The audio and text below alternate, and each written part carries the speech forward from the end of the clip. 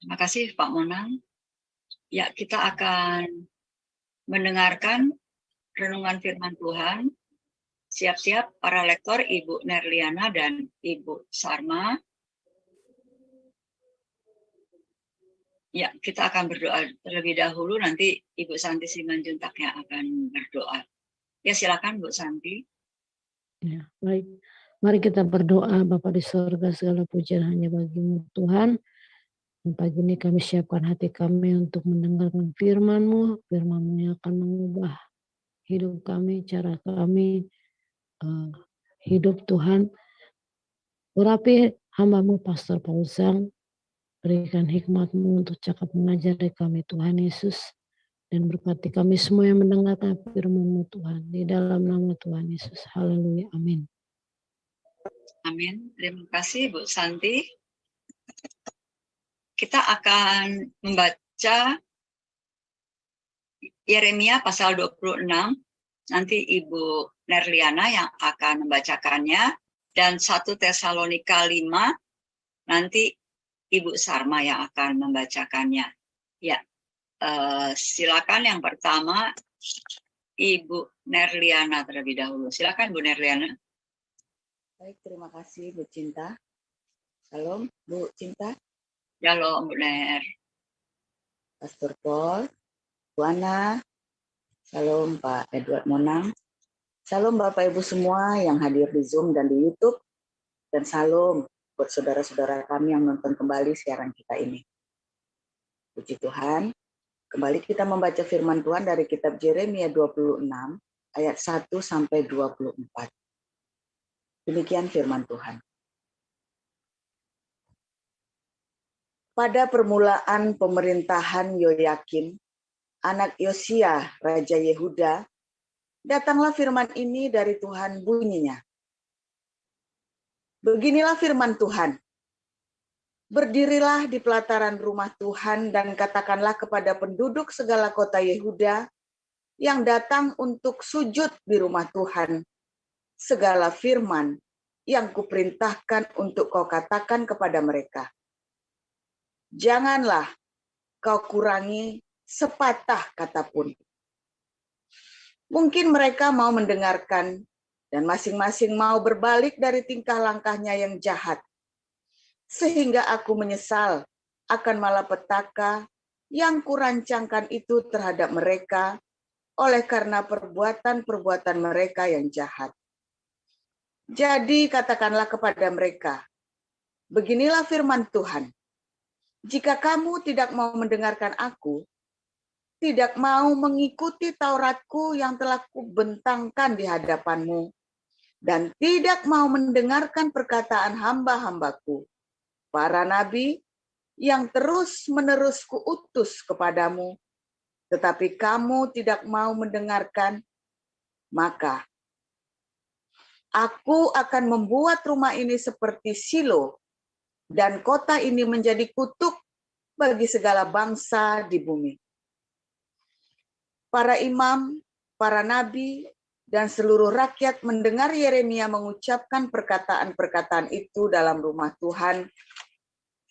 Lalu sesudah Yeremia selesai mengatakan segala apa yang diperintahkan Tuhan untuk dikatakan kepada seluruh rakyat itu, maka para imam, para nabi, dan seluruh rakyat itu menangkap dia serta berkata, "Engkau harus mati. Mengapa engkau bernubuat demi nama Tuhan dengan berkata, rumah ini akan seperti Silo, dan kota ini akan menjadi reruntuhan, sehingga tidak ada lagi penduduknya?" Dan seluruh rakyat berkumpul mengerumuni Yeremia di rumah Tuhan. Ketika para pemuka Yehuda mendengar tentang hal ini, pergilah mereka dari istana raja ke rumah Tuhan, lalu duduk di pintu gerbang baru di rumah Tuhan. Kemudian berkatalah para imam dan para nabi itu kepada para pemuka dan kepada seluruh rakyat itu. Katanya, orang ini patut mendapat hukuman mati, sebab ia telah bernubuat tentang kota ini, seperti yang kamu dengar dengan telingamu sendiri. Tetapi Yeremia berkata kepada segala pemuka dan kepada seluruh rakyat itu, katanya, Tuhanlah yang telah mengutus aku, supaya bernubuat tentang rumah dan kota ini, untuk menyampaikan segala perkataan yang telah kamu dengar itu. Oleh sebab itu, perbaikilah tingkah langkahmu dan perbuatanmu, dan dengarkanlah suara Tuhan Allahmu, sehingga Tuhan menyesal akan malapetaka yang diancamkannya atas kamu. Tetapi aku ini, sesungguhnya aku ada di tanganmu. Perbuatlah kepadaku apa yang baik dan benar di matamu. Hanya ketahuilah, sungguh-sungguh, bahwa jika kamu membunuh aku, maka kamu mendatangkan darah orang yang tak bersalah atas kamu dan atas kota ini dan penduduknya, sebab Tuhan benar-benar mengutus aku kepadamu untuk menyampaikan segala perkataan ini kepadamu. Lalu berkatalah para pemuka dan seluruh rakyat itu kepada imam-imam dan nabi-nabi itu,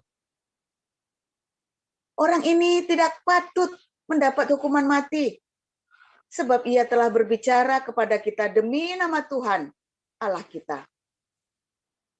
Memang beberapa orang dari para tua-tua negeri itu tampil juga ke depan dan berkata kepada kumpulan rakyat itu, katanya, Mika, orang Moreshet itu, telah bernubuat di zaman Hizkia, Raja Yehuda. Dia telah berkata kepada segenap bangsa Yehuda, beginilah firman Tuhan semesta alam, Sion akan dibajak seperti ladang, dan Yerusalem akan menjadi timbunan puing, dan gunung Bait Suci akan menjadi bukit yang berhutan. Apakah Hizkia, Raja Yehuda, beserta segenap Yehuda membunuh dia? Tidakkah ia takut akan Tuhan, sehingga ia memohon belas kasihan Tuhan, agar Tuhan menyesal akan malapetaka yang diancamkannya atas mereka? Dan kita, maukah kita mendatangkan malapetaka yang begitu besar atas diri kita sendiri? Ada juga seorang lain yang bernubuat demi nama Tuhan, yaitu Uria bin Semaya dari Kiryat Yearim.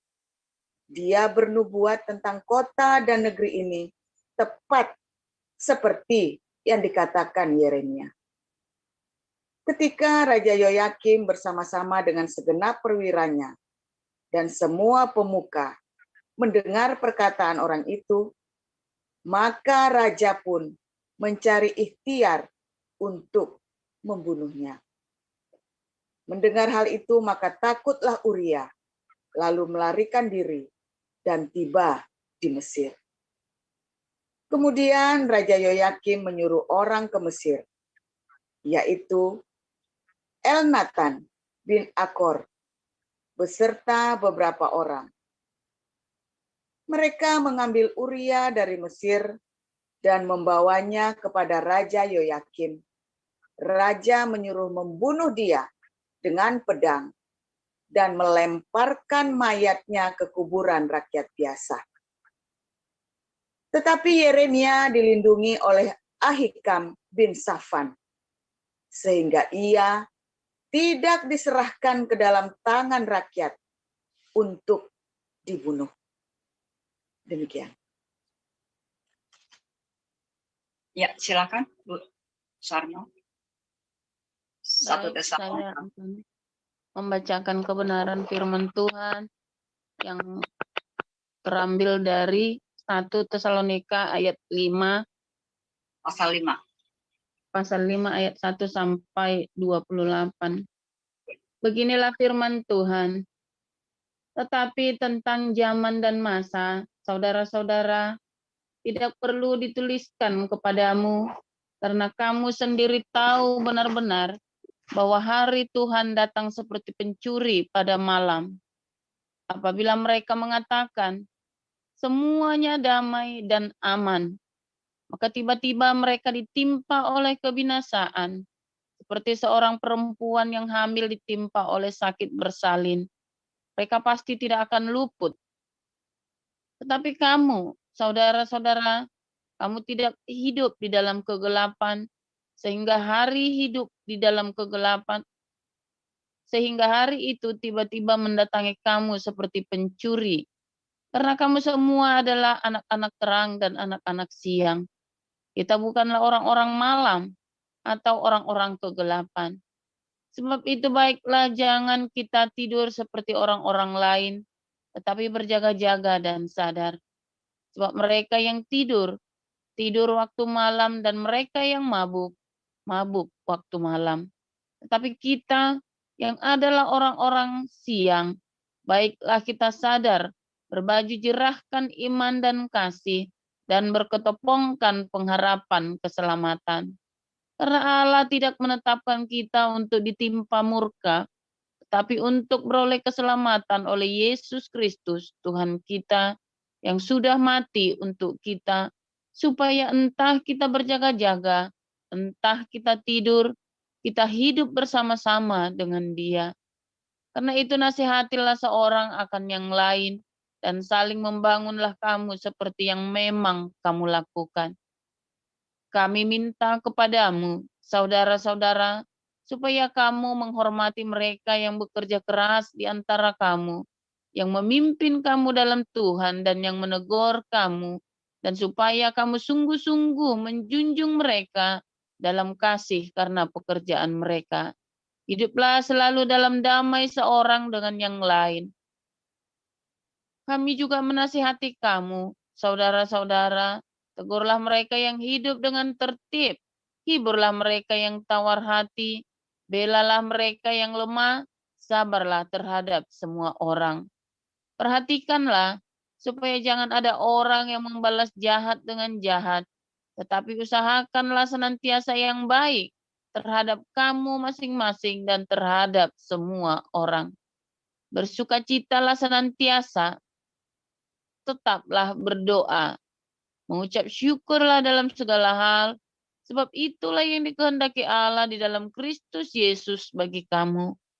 Janganlah padamkan roh, dan janganlah anggap rendah nubuat-nubuat. Ujilah segala sesuatu dan peganglah yang baik. Jauhkanlah dirimu dari segala jenis kejahatan. Semoga Allah damai sejahtera menguduskan kamu seluruhnya, dan semoga roh, jiwa, dan tubuhmu terpelihara sempurna dengan tak bercacat pada kedatangan Yesus Kristus Tuhan kita. Ia yang memanggil kamu adalah setia, Ia juga akan menggenapinya. Saudara-saudara, doakanlah kami. Sampaikanlah salam kami kepada semua saudara dengan cium yang kudus. Demi nama Tuhan, aku minta dengan sangat kepadamu, supaya surat ini dibacakan kepada semua saudara. Kasih karunia Yesus Kristus, Tuhan kita, menyertai kamu. Demikian. Terima kasih para lektor, Ibu Nerliana dan Ibu Sarma.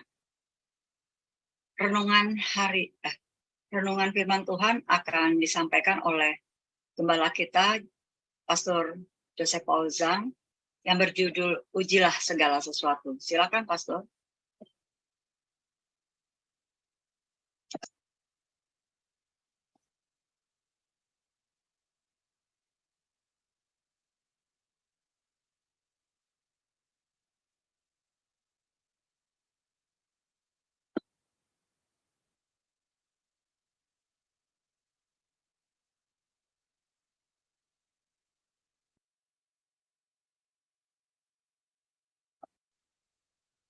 Pastor Paul.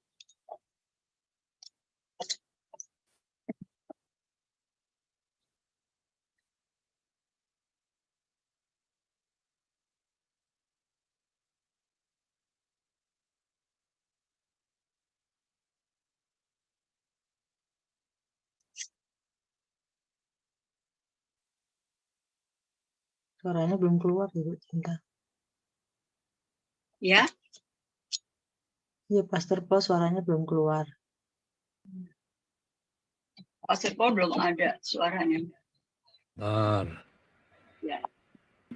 Oh iya udah. sebentar ya. Mikronya nggak bisa diganti saya soalnya ini. Tolong tampilkan 1 Tesalonika 5 ayat 21 dulu ya.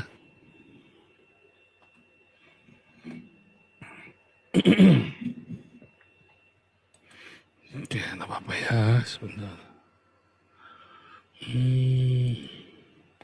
1 Tesalonika 5 ayat 21.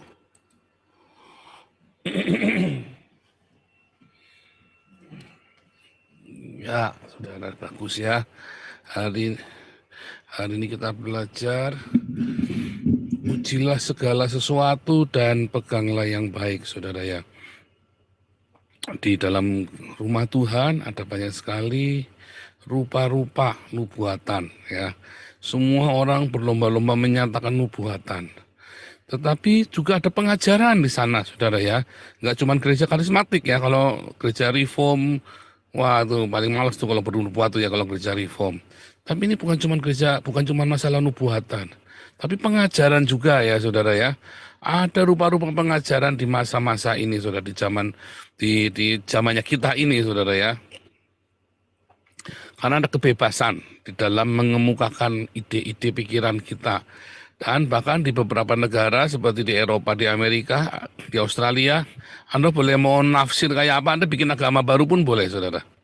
Boleh, bikin agama baru boleh. Nah, yang aneh cuma di Indonesia aja ya, yang agama yang bawa ke surga cuma 6. Ya, yang 1 yang diridhoi, yang 5 ini ya saudara ya, pesorak katanya kalau yang di Indonesia. Tetapi kalau kita melihat kembali saudara ya, semua agama-agama di dunia ini tidak pernah ada satupun yang berkata ujilah segala sesuatu, saudara. Diuji dulu, tes dulu. Nggak ada, saudara ya. Tidak ada agama apapun di dunia ini yang ngajari kepada umatnya untuk menguji segala sesuatu. Ya, karena dasar dari agama ini kan disuruh imani saja, saudara. Bagaimana Anda bisa mau membuktikan bukti adanya Tuhan bagaimana? Imani saja. Ya kan? Imani saja. Walaupun dalam kitab Ibrani katakan iman adalah bukti dari segala sesuatu yang tidak kita lihat, ya kan? Dan dasar dari segala sesuatu yang kita harapkan. Ya kan? Tetapi bukan berarti bahwa Anda tidak bisa menguji. Karena Tuhan Yesus pun berkali-kali ya bersedia dirinya diuji, saudara ya. Waktu dia suruh Thomas untuk masukkan jarinya ke lambungnya dan ke tangannya, ya. Apakah Yesus marah-marah, saudara? Orang ajar kamu, melu aku 3 tahun, orang andel, tak gulung kepalamu ndasmu. Enggak gitu, saudara ya. Enggak gitu. Boleh, saudara ya, Anda boleh menguji. Karena memang kekristenan lahir di tengah-tengah pikiran yang kritis, analytical thinking, dan bagaimana orang-orang mulai sadar diri dengan keberadaan dirinya sendiri, saudara. Bukan cuma nubuatan ya, pengajaran. Tetapi juga apa, saudara? Bukan cuma nubuatan dan pengajaran. Dalam segala hal. Kita harus uji segala sesuatu. Segala sesuatu loh, saudara ya. Memang kita jangan meremehkan ya kitab-kitab suci apapun yang ada di dunia. Ya, tetapi kita harus uji segala sesuatunya. Apakah semua kitab suci itu baik? Belum tentu, saudara. Nah, kita ini kebanyakan jadi orang itu klise, ya, klise. Oh baik, semuanya baik, kok normatif itu loh. Basa basi. Siapa bilang? Apakah semuanya baik? Apakah komunisme baik? Oh enggak, kecuali komunisme nggak baik. Siapa bilang kalau komunisme nggak baik? Ini Cina sudah hancur, sudah bubar, saudara. Ya, kalau komunisme nggak baik, Cina sudah bubar ya, saudara ya. Apakah demokrasi baik? Belum tentu. Apakah terus Anda nyembah patung itu nggak baik? Belum tentu, saudara. Nah itu Jepang itu nyembah patung itu sampai sekarang tambah maju negaranya. Ya kan? Ujilah segala sesuatu. Agama-agama pun Anda harus uji. Jangan takut menguji imanmu, saudara ya. Bahkan Anda yang sudah beriman kepada Tuhan Yesus pun, jangan takut uji, saudara. Oh, saya sudah percaya dengan agama saya, Pak. Bodoh kamu tidak diuji. Bagaimana kamu bisa percaya? Ya imani saja ya. Aku bersaksi, Pak, tiada Tuhan selain yang anu dan si anu itu. Ini saya bersaksi, Pak. Emang kamu ngelihat? Kamu jadi saksinya. Kamu saksi. Orang kalau saksi itu kudu ngelihat, kudu denger, saudara ya. Kudu ada di dalam peristiwa yang dia saksikan itu. Nah, itu dia, saudara ya. Anda harus kritis tuh dengan semua agama, dengan semua pengajaran, ya, dengan semua nubuatan. Saya kadang-kadang saya nggak ngerti ya. Anda kalau dikasih tahu sama orang tua Anda nggak nurut, tapi kalau dikasih tahu sama majalah horoskop Anda bisa nurut ya, saudara ya. Ada orang yang lebih percaya sama pendeta daripada orang tuanya. Ada orang yang lebih percaya, ini ada orang Kristen ya, saudara ya. Kayak saya dulu juga ya. Saya pergi ke ini ya, ke tempat-tempat itu ya, saya cari paranormal. Kenapa? Ya karena gerejanya sudah tidak berkuasa, gerejanya memang sudah nggak bisa ngasih tahu apa-apa lagi. Oh, itu ada lagi, saudara ya. Karena gereja juga akhirnya gereja hancur di dalam hedonisme, sehingga gereja tidak berkuasa lagi, tak punya kekuasaan apa-apa, saudara ya. Pendetanya ya berzina, pendetanya hidup mewah, sehingga gereja itu hanya menjadi sebuah tempat pertunjukan, entertainment. Nggak ada kuasanya lagi. Ya, masjid juga sama menjadi ajang politik. Rumah-rumah ibadah akhirnya menjadi tempat untuk menyampaikan laknatnya manusia, saudara ya. Nah, itu Anda harus uji, jangan takut, saudara ya. Jangan takut. Ini kalau murtad gimana? Iya, lo Anda sekarang saja kalau Anda nggak menguji, Anda belum tentu selamat loh, saudara. Masing-masing uji, ya. Anda yang Kristen, Islam, Buddha, Hindu, uji, saudara. Jangan-jangan kitabmu itu penuh dengan kebohongan. Uji, jangan takut, saudara. Nah, mengapa kita harus menguji segala sesuatu, saudara? Sebab ketika kita menguji segala sesuatu, kita punya iman murni, saudara. Nggak akan ada keraguan yang lain. Makanya setelah kita uji dan itu teruji, Anda pegang, saudara. Jangan pernah ragu lagi. Jangan pernah ragu lagi. Tapi percayalah. Sekarang kita sudah mengujinya. Nah, banyak orang sudah dikasih penglihatan, sudah diperlihatkan, sudah dikasih pembuktian, tapi dasarnya dia hatinya jahat. Hatinya penuh dengan keraguan. Nah itu udah nasib kalau sudah begitu, saudara ya. Sudah nasib. Lagi gimana? Sudah ditunjukkan buktinya, Anda masih tidak percaya. Anda mau butuh. Nah, masalahnya kadang-kadang alat pengujinya saja salah, saudara. Bagaimana cara membuktikan bahwa Allah yang menciptakan Joseph Paulus Sang? Buktinya kamu hidup. Loh, yang menciptakan bukan Allahnya Islam. Yang menciptakan Allahnya saya. Nah itu ya, pengujimu itu tidak valid, bahan parameter pengujinya. Ya, dulu saya tanya sama si Ustadz Masihud, apa buktinya kalau Allah Islam mencintai umatnya? Buktinya dia menurunkan Al-Quran. Nah, tak jawab. Lah kata Ade Armando, Al-Quran sumber bencana. Oh, kamu jadi bilang malah. Ya kan, saudara ya? Jadi, bahan pengujinya sendiri nggak valid. Apa buktinya Alkitab adalah firman Tuhan yang benar, saudara? Anda harus uji juga. Apa buktinya, saudara? Oh ya, banyak sekali, ya. Banyak sekali. Cuman Anda harus buktikan. Dan Anda harus mengerti cara berpikir Alkitab itu seperti apa. Banyak sekali, saudara ya. Apa buktinya bahwa langit dan bumi diciptakan dalam waktu 7 hari? Nah, sebentar. Harinya itu, hitungannya bagaimana nih? Apakah definisi dari hari? Begitu, saudara ya. Panjang ceritanya, makanya Anda belajar Alkitab, ya. Anda belajar Alkitab itu, Yesus pun sekolah. Nggak bisa Anda suruh katam Alkitab dari Kejadian sampai Wahyu, Anda rajin ngapalin, Anda sering khotbah di embun pagi, lalu Anda dipanggil pendeta. Ya, panggil pastor. Ya, misalnya nih, Bu Nerliana sering khotbah di sini kan, ujuk-ujuk dipanggil pastor. Nggak bisa, saudara. Ya, karena seorang gembala dia harus sekolah dulu, saudara ya, harus mendapat pendidikan dulu. Seorang pemimpin jemaat itu harus sekolah dulu, saudara ya. Dari zamannya Ezra Nehemia, dari zamannya Samuel sampai dengan hari ini, Anda kalau mau memimpin umat itu Anda kudu sekolah dulu, saudara ya. Nggak bisa sembarang. Dari zaman Samuel, nggak bisa Anda janji sering khotbah terus dipanggil imam atau dipanggil ustadz. Kalau di dalam Islam, iya saudara, Anda asal hafal satu ayat aja, teriak-teriak keras misu-misu orang Islam, Anda bisa dipanggil ustadz. Kalau di sini nggak bisa, saudara ya. Sekolah dulu, makanya kita punya Agios International Bible College. 3 tahun sekolahnya, saudara. Ya, sekolah dulu sembarangan mau panggil. Ya, saya sekolah dulu, saya sekolah sampai sekarang aja saya masih sekolah, saudara ya. Uji, makanya nggak.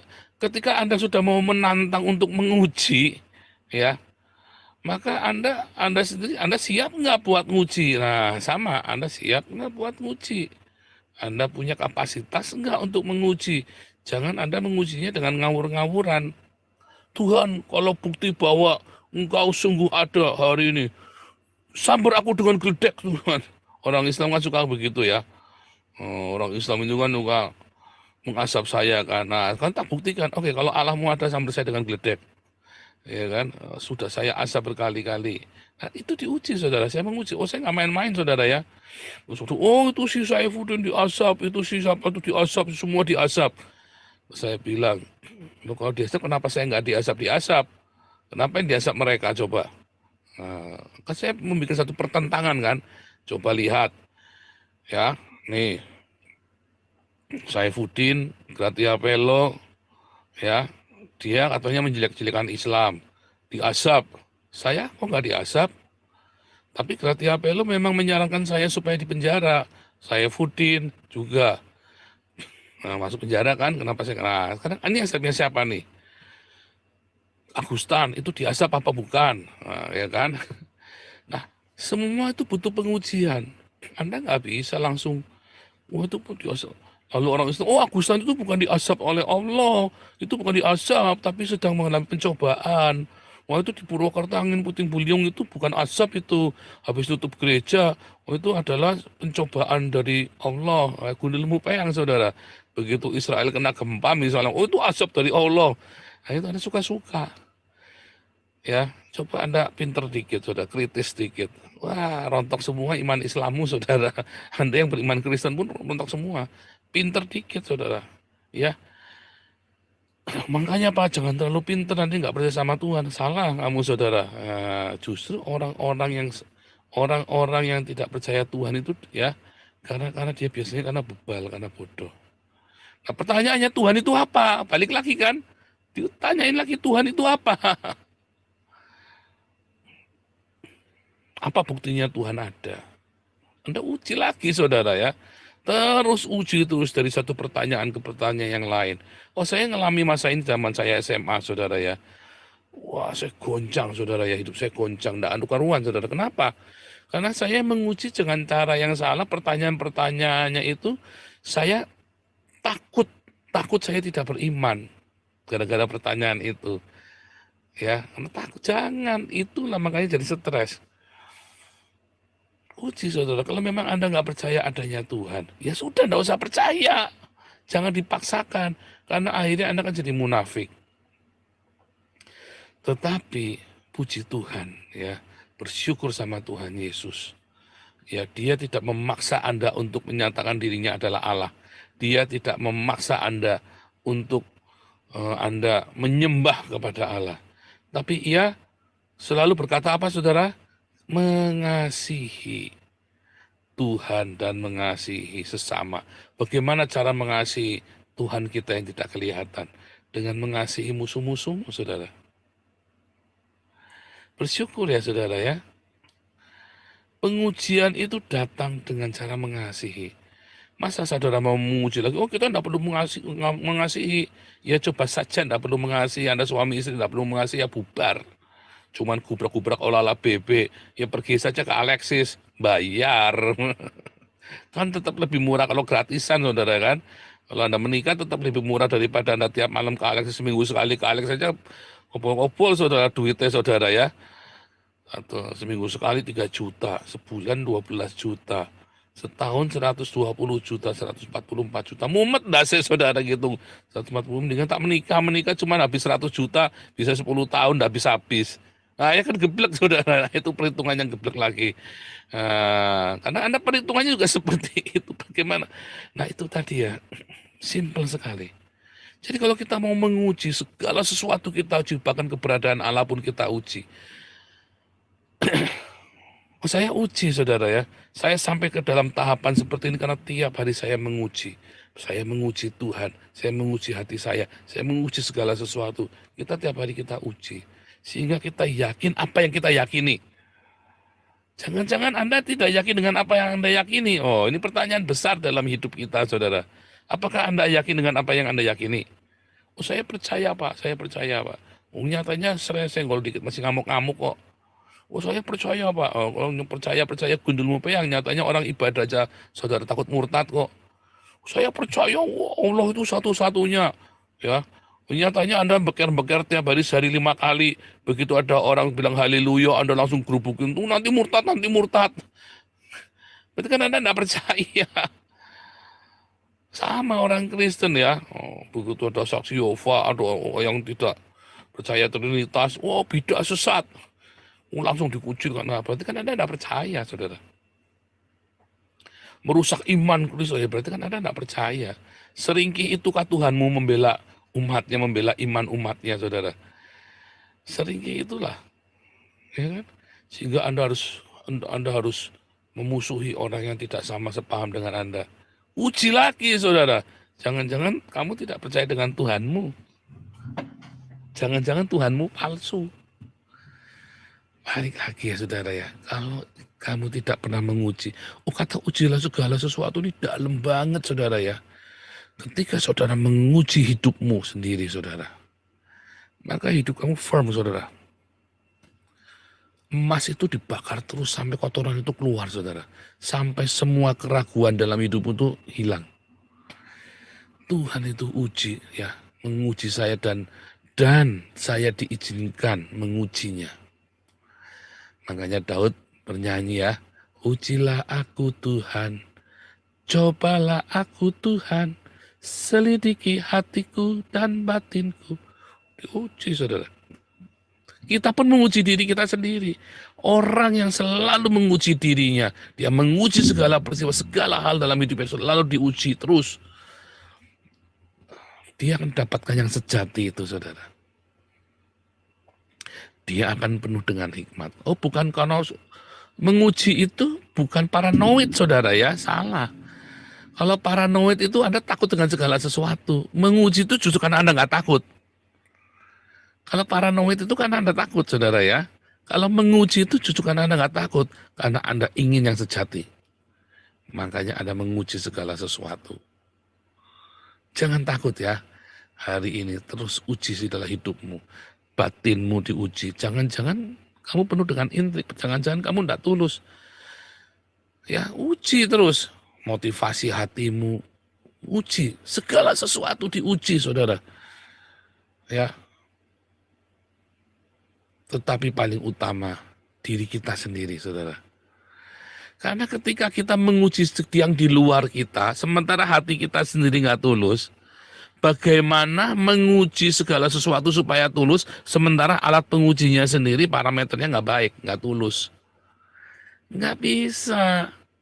Menguji segala sesuatu itu timbangannya harus peta.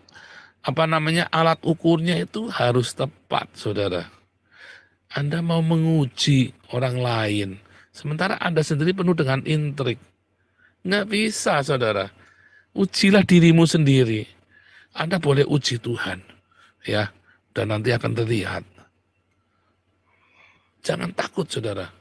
Tapi ujilah dirimu sendiri juga. Jangan-jangan kamu menguji Tuhan bukan karena kamu ingin membuktikan firman Tuhan itu benar, tapi kamu menguji Tuhan karena hatimu licik, karena kamu ingin melakukan yang tidak baik. Kayak saya ya. Oh, ini jujur aja, saudara ya. Kenapa saya dulu bikin dosa? Dulu ya, waktu 2008. Kenapa? Karena Daud berdosa nggak apa-apa kok. Nah itu Salomo berdosa diampuni, Daud berdosa diampuni. Itu semua orang berdosa diampuni. Saya juga nggak pengen berdosa sekali-kali. Geblek saudara ya. Nah itu namanya nggak menguji diri. Kan menguji firman Tuhan. Kalau saya berdosa bisa balik apa enggak. Nah itu gundul peang saudara ya. Itu kan bodoh namanya. Ya uji saja kalau mau coba. Wah bayarnya larang saudara.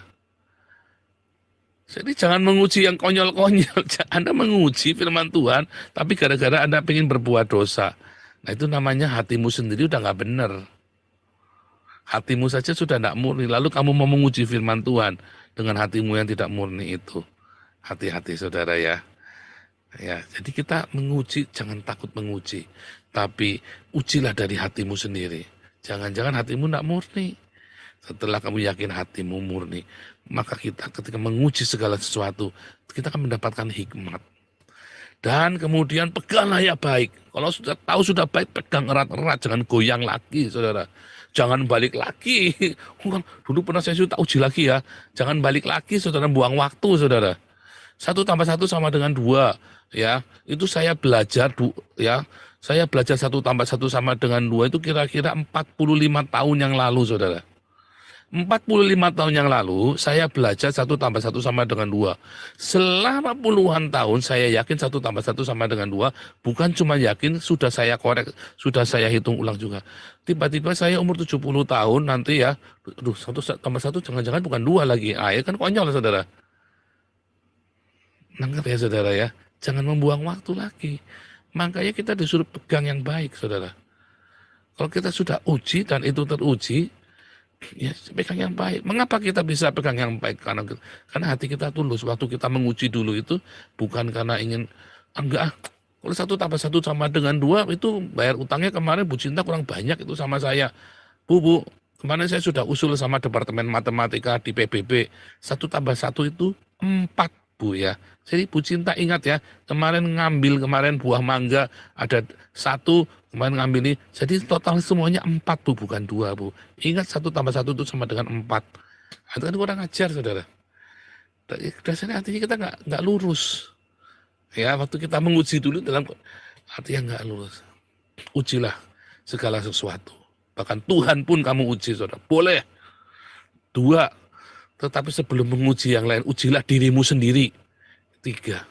Kamu harus punya parameter yang teruji untuk menguji segala sesuatu. Makanya aletheia itu penting ya. Dan jangan takut. Yang terakhir saudara, jangan pernah takut menguji. Mengapa? Karena di dalam menguji maka kita akan punya hikmat. Tetapi kalau kita takut, maka yang ada adalah paranoid saudara ya. Adalah ketidakpercayaan. Di dalam ketakutan kelihatannya Anda percaya tapi sebenarnya Anda tidak percaya. Berapa banyak Anda orang yang ngaku-ngaku percaya sebenarnya Anda tidak percaya. Jujur saja saudara. Ya kan sebenarnya tidak percaya. Karena Anda tidak berani menguji kan. Uji setelah terbukti. Pegang baik-baik. Erat-erat. Tuhan Yesus memberkati.